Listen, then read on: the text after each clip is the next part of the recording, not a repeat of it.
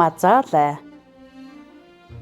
Эдрэнгийн нуруу үнгэн зоо шиг шаргалдаж, эх уулын оройгоор цас цайвартна. Бэлд нь хулан хавтгайн сөрөг бэлчиж, баян бүрдийн захаар зээрийн сөрөг багширна. Хөгшин шармаахай залуухан эвштэйгээ хадан дээр хэвтэнэ. Хоёр ихэр мазаалайхан тоглож тонгочоод, хол алсыг харахтаа хойт хөл дээрээ босоод, хөөрхий мазаалайн нэг гэр бүл амар тайван байна. Өндөр шигүү сухайн төглийн өгөөж нөмөртэй хадан агвайд өнөр бүлээрээ ичээндээ өвлжиж, хаваржиж унтцгаана. Цуглуулж нөөцөлсөн хүн сомстоход шармайхаа аав нь ичээнээсээ гарч хаврын хатуу тарчих цагт хөлдөө хөрснөөс бажууны үндэс ухаж, хөөрхий аав шармайхаа ичээрүүгээ зөөсөөр хүчээ сүлдтал хүнс цуглуулсаар хулган зурамтай залгалаа. Баг саг хүнс олж дөхүүлсээр бамбруушнууд эвш нараа тэнхрүүллээ. Өнгөрсөн жилийн угтамж чихтэй, өнөө жилийн хур бороотой, эдрэнгийн нуруунд ногоо сайтай энэ зун тарган тавтай байна.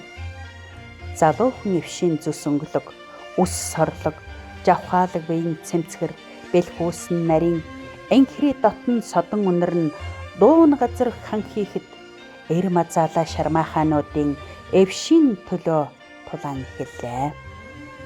Элсэн толгойн араас архирч ирсэн эр үндэ цайвартай чирэг чилгэр шармайхай, өмнөөс нь ууртаа ухтаж нотсон өвгөн шармайхайг өнхөртөл тонгорч, өвдөглөн дарж, хоолойг нь тасазж тонилголоо.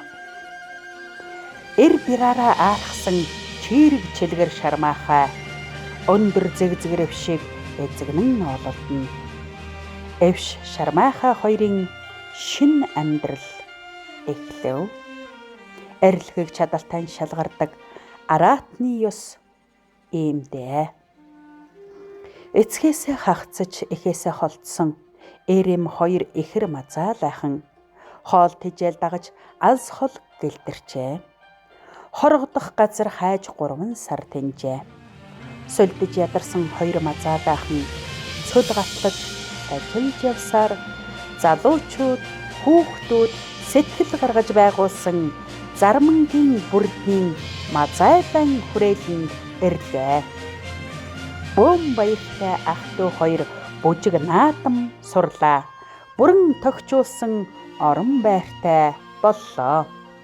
Монгол улсын ерөнхийлөгчийн эвээлд багтаж, мазаалайхан хоёр бамбрууш маш ихээр жаргалтай болов. Монгол баавгай мазаалай удмаараа мөхлийн аюулаас аврагдав. Олон улсын амтны хүрээлэнд амьдрах 4 найзаа онгоцонд суулгаж андуудтайгаа үдлээ. Өнөр олуула дахин уулзахын эрөөл тавьж өгөөмөр сэтгэлээр гар даллан үлдлээ. 2016 он